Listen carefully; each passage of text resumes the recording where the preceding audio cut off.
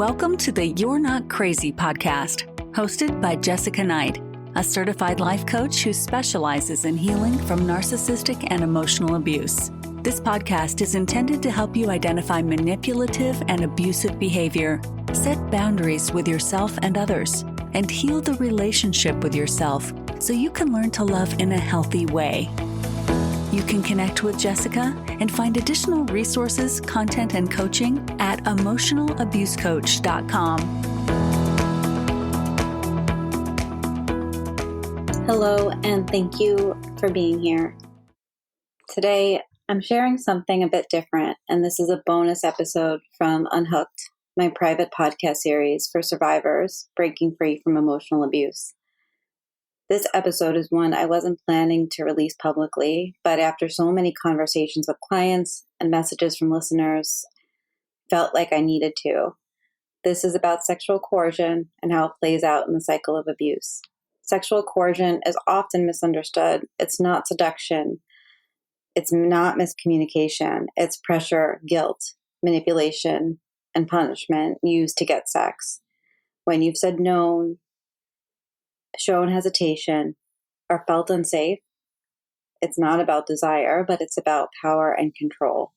And so in this episode, I walk you through how coercion works, how it keeps you stuck, and how it can be mapped out into the cycle of abuse, because for so many survivors, this is part of the pattern they couldn't name until much later on after the relationship. This is a bonus episode inside of Unhooked, which is about mapping out your specific cycle of abuse. And I touch on sex and the way that that comes up in various episodes as we sort of work through, as well as a variety of other topics. And so the purpose of this bonus episode was to really elaborate on that. So if you are mapping out your cycle of abuse, to really be able to see it, name it, and maybe even acknowledge it for the first time. If you are looking for more, if you are looking for Unhooked, you can go to my website, emotionalabusecoach.com. All of the links are also in the show notes. I really hope that this episode is helpful.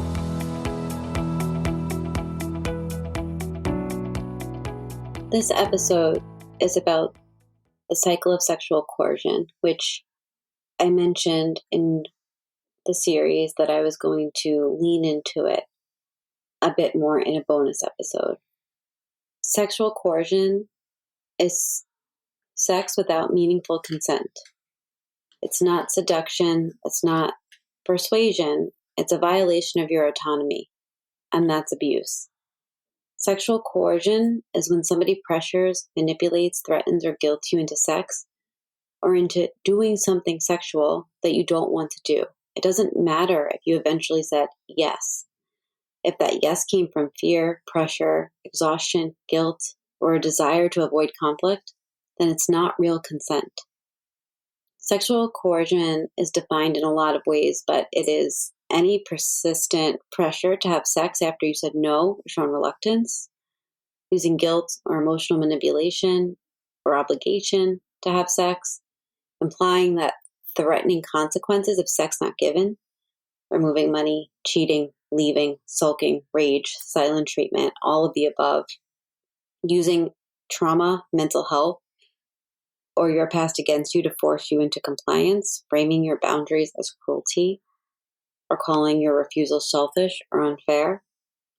Some examples of how this sounds is, you never want to have sex anymore. What's wrong with you?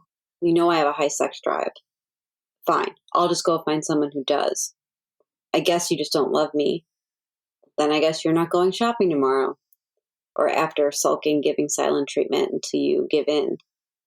Sexual coercion is about power. It's not about desire. It's not about arousal.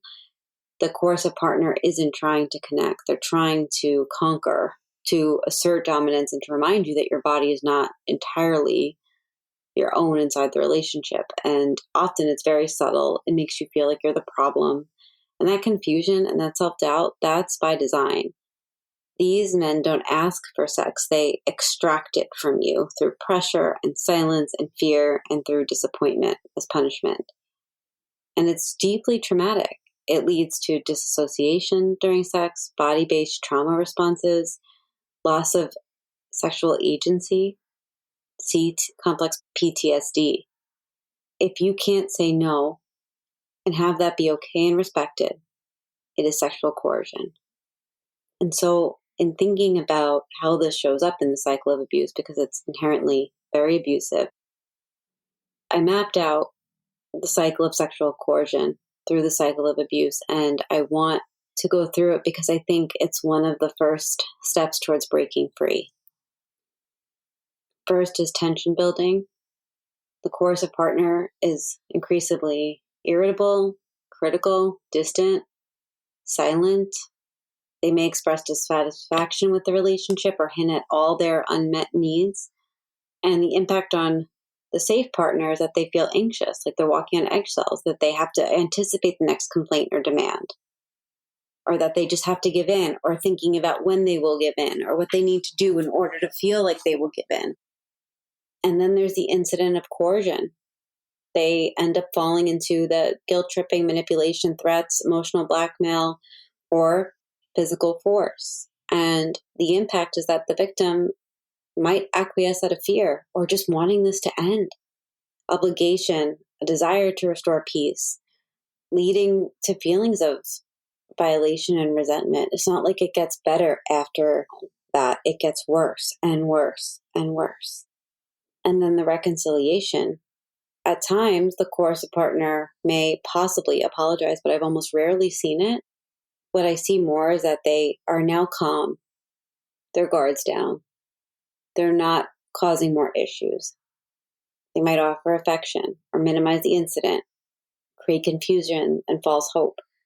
And the impact on the partner is that the victim may doubt their perception. They might feel guilty for how they resisted a few days before, believe that the behavior will change. I've heard a partner say, and I had one say to me, "I'm sorry, I just miss being close to you. But what I had to go through to get there is not okay."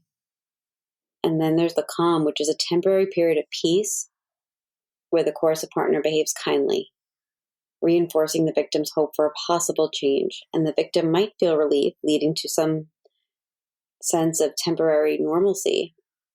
You might be able to engage in like a shared activity without conflict, but it just goes back because it's a cycle. And just like the cycle of abuse, which this is, it goes right back to the beginning again. And this is just one way that it might present. I definitely did not touch on all the ways that it could present. But if this is happening in your relationship, I really do invite you to write down what is going on and what happens when you set a boundary. Just like the cycle of domestic violence, the cycle of abuse, recognizing the cycle is the first step toward breaking free. And it's important to understand that consent must be enthusiastic, informed, and freely given. Any form of pressure, manipulation, or coercion invalidates consent. If this episode is something you've lived through but couldn't name, I invite you to go deeper inside Unhooked, mapping the cycle of abuse.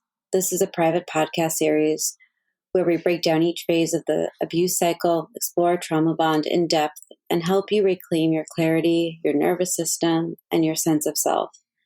You're not too sensitive. You're not imagining it. You're mapping the cycle. You can go to my website, emotionalabusecoach.com, and click on Unhooked, or use the link below.